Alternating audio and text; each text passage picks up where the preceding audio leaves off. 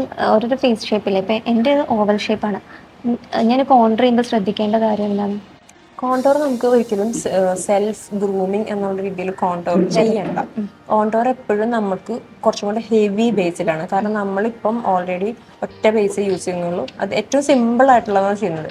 അപ്പം അതിലോട്ട് നമുക്ക് കോണ്ടോർ ഭയങ്കരമായിട്ട് ചെയ്യേണ്ട. ഇപ്പം ഓവൽ ഫേസ് ഷേപ്പിന് ഓവലാണ് നമുക്ക് ഐഡിയൽ ഫേസ് ഷേപ്പ് എന്ന് നമുക്ക് തിയററ്റിക്കലി പറയുമ്പോൾ വരെ.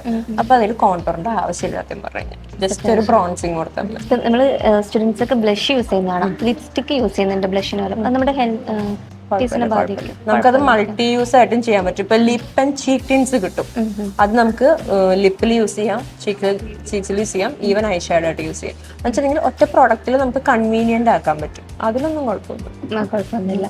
Okay, thank you.